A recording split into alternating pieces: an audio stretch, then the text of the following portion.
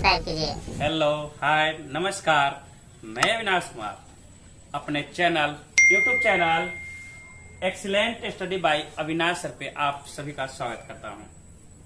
हम लोग इस वीडियो में पढ़ने वाले हैं क्लास 10th की बायोलॉजी, जीव विज्ञान, जिसमें हमने पीछे पढ़ चुका है, उससे आगे आज हम लोग पढ़ने वाले हैं कि नहीं। तो चलिए इधर उधर की बात न करते हुए, समय को ना गवाते हुए टॉपिक पे आते हैं कि नहीं। हम लोग जठर ग्रंथि के बारे में पढ़े हैं पिछले वीडियो में कि नहीं। चलिए आगे पढ़ते हैं। जठर ग्रंथि की कोशिकाएं कितने प्रकार की होती है? जठर ग्रंथि की कोशिकाएं कितने प्रकार की होती है? 3 प्रकार की होती है। कितने प्रकार की होती है? 3 प्रकार की होती है जठर ग्रंथि कि नहीं। कौन कौन? श्लेष्मा या म्यूकस कोशिकाएं। श्लेष्मा या म्यूकस कोशिकाएं उसी को ही कहते हैं कि नहीं। दूसरा है भित्तीय या अम्लजन कोशिकाएं, भित्तीय या अम्लजन कोशिकाएं। और तीसरा है मुख्य या जाइमोजिन कोशिकाएं कि नहीं। जठर ग्रंथि की कोशिकाएं कितने प्रकार के? 3 प्रकार के। कौन कौन? श्लेष्मा या म्यूकस कोशिकाएं, भित्तीय या अम्लजन कोशिकाएं, मुख्य या जाइमोजिन कोशिकाएं।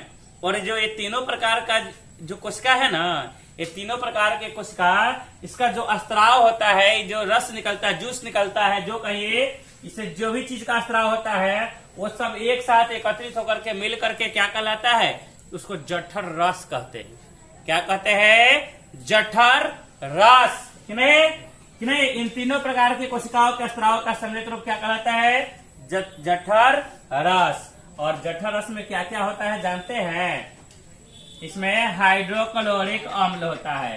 हाइड्रोक्लोरिक अम्ल, म्यूकस या श्लेष्मा, और होता है निष्क्रिय पेप्सिनोजेन कि नहीं। आप इसको नोट करिए, आगे चलते हैं, नोट कीजिए इसको।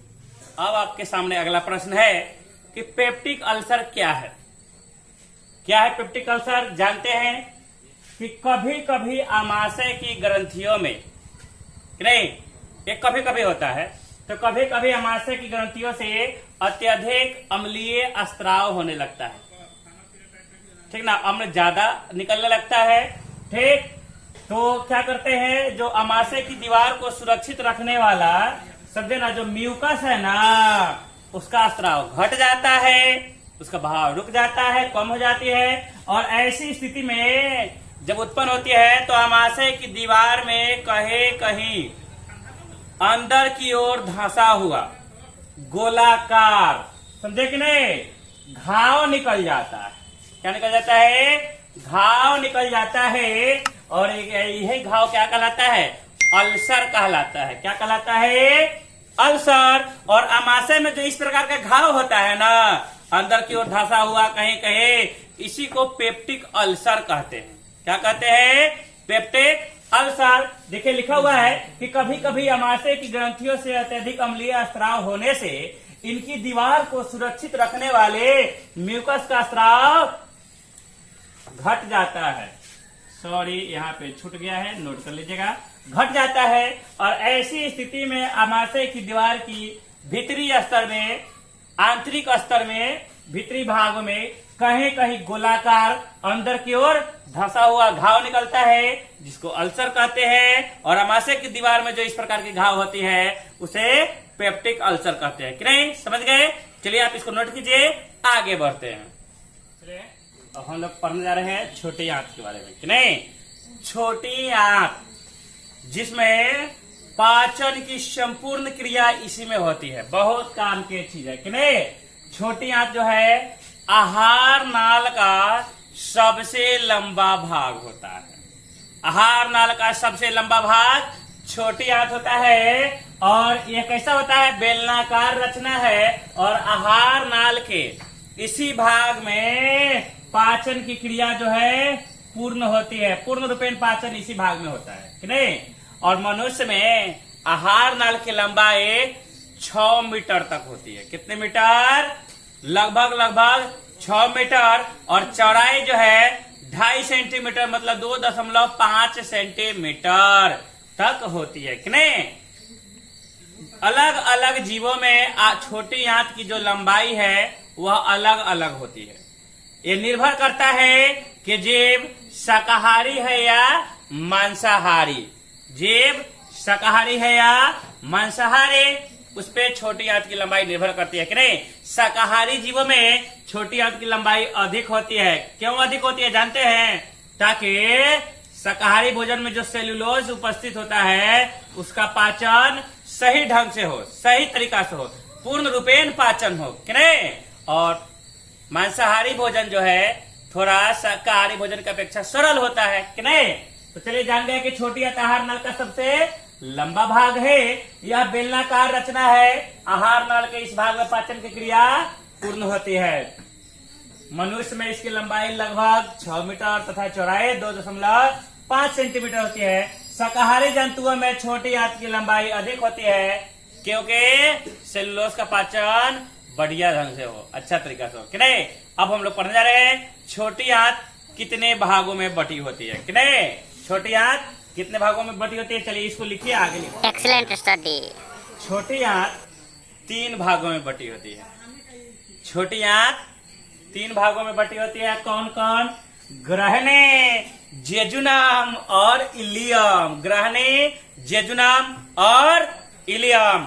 और छोटी आंत का समझे कि नहीं, अधिकांश भाग, सबसे ज्यादा भाग क्या होता है? इलियम होता है। क्या होता है? इलियम कि नहीं। क्योंकि यार इसी में मतलब इलियम में ही भोजन का पाचन अंतिम रूप से समाप्त होता है, पूर्ण रूपेण पाचन होता है। छोटी आंत में, छोटी आंत के किस भाग में? इलियम में कि नहीं।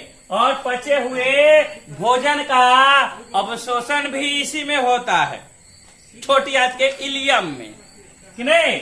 समझ गए? छोटी आंत 3 भागों में बटी है। ग्रहणी, जेजुनम, इलियम कि नहीं। ग्रहणी जो है प्रथम भाग है, जेजुनम जो मध्य भाग है, और इलियम। छोटी आंत का अधिकांश भाग इलियम होता है और इसमें भोजन का पाचन अंतिम रूप से समाप्त होता है तथा पचे हुए भोजन का अवशोषण भी इसी में होता है कि नहीं। और अब हम लोग पढ़ने जा रहे हैं यकृत, लीवर कि नहीं। चलिए, यकृत जो है मानव शरीर का सबसे बड़ा ग्रंथि है। यकृत सबसे बड़ा ग्रंथि है जिसका वजन लगभग 1.5 kg, मतलब 1.5 kg, 1.5 kg कि नहीं होता है। और इससे जो निकलने वाला जो रस है, स्राव है, भाव है, वो क्या कहलाता है? बोलिए। पीत कहलाता है। क्या कहलाता है? पीत। यकृत का स्राव क्या कहलाता है? ऑब्जेक्टिव में पूछता है क्वेश्चन में पलटिए और देखिएगा। यकृत का स्राव क्या कहलाता है? बोलिए। पीत कहलाता है। यकृत का वजन कितना होता है? तो लगभग 1.5 kg होता है कि नहीं। याद रखिएगा। चलिए आगे। ठीक है, आप इसको नोट कीजिए, आगे बढ़ते हैं। चैनल को सब्सक्राइब कीजिए। चलिए, अब हम लोग पढ़ रहे हैं पीत के बारे में कि नहीं। पढ़े हैं पीत किसका स्राव है? यकृत का। और जान लीजिए पीत जो है ना गाढ़ा है और हरे रंग का है। किस रंग का? हरा रंग का गाढ़ा और क्षारीय द्रव है, समझे कि नहीं। और इसमें कोई एंजाइम नहीं होता है, पेट में कोई भी एंजाइम नहीं होता है। यह हरा रंग का गाढ़ा और क्षारीय द्रव है। अब हम लोग पढ़ते आगे कि पित्त का क्या कार्य है। पित्त का क्या कार्य है? चलिए देखिए यहाँ, पित्त जो है अमाशय से ग्रहणी में आने वाले, अमाशय से ग्रहणी में आने वाले अम्लीय काइम, जो भोजन पच के आ रहा है ना उसको, उसकी जो अम्लीयता है ना उसको खत्म कर देता है, नष्ट कर देता है, अम्लीयता को हटा देता है, घटा देता है और क्षारीय बना देता है कि नहीं। अम्लीयता को, काइम की अम्लीयता को क्या कर देता है? घटा करके क्षारीय बना देता है। और दूसरा कार्य क्या है? पित्त की जो लवण है उसके सहायता से भोजन के वसा का क्या होता है? विखंडन, मतलब उसको तोड़ता है या पायसीकरण होता है, ताकि आसानी से वसा को तोड़ने वाले जो एंजाइम है ना उस पर क्रिया कर सके कि नहीं। क्या होता है? पित्त के लवणों की सहायता से भोजन के वसा का विखंडन होता है ताकि आसानी से जो उसको तोड़ने वाले, वसा को तोड़ने वाले एंजाइम है आसानी से क्रिया कर सके कि नहीं। चलिए आप इसको नोट कीजिए। दोस्तों चैनल को प्लीज सब्सक्राइब कीजिए। अब हम लोग छोटी आंत के बारे में पढ़ लिए, अब बड़ी आंत के बारे में पढ़ते हैं कि नहीं। तो छोटी आंत आहार नाल के जिस भाग में खुलता है वह बड़ी आंत कहलाती है। क्या कहलाती है? बड़ी आंत। आहार नाल आगे छोटी आंत जो है आहार नाल के जिस अगला भाग में खुलता है ना उसको बड़ी आंत कहते हैं कि नहीं। और बड़ी आंत दो भागों में बटा होता है। कौन कौन? कोलन, नंबर 1 कोलन, दूसरा है मलाशय या रेक्टम, मलाशय या रेक्टम कि नहीं। और छोटी आंत तथा बड़ी आंत, छोटी आंत और बड़ी आंत के जोड़ पर एक छोटी सी नली होती है। छोटी आंत और बड़ी आंत के जोड़ पर एक छोटे से नली होती है जिसको सीकम कहते हैं। क्या कहते हैं? सीकम कहलाता है वो कि नहीं। जान गए? याद रखेगा, ये ऑब्जेक्टिव में एक क्वेश्चन सब पूछा करता है। आगे हम लोग पढ़ रहे हैं कि वायुमंडल में CO2 मतलब कार्बन डाइऑक्साइड कितना प्रतिशत है? कितना प्रतिशत है? बोलिए बोलिए, बड़ा भी है क्वेश्चन है। ये वायुमंडल में CO2 कितना प्रतिशत है? तो 0.03 प्रतिशत कि नहीं, 0.03 प्रतिशत। चलिए इस प्रकार हमारा पहला लेसन बायोलॉजी का समाप्त हुआ क्लास 10th का कि नहीं।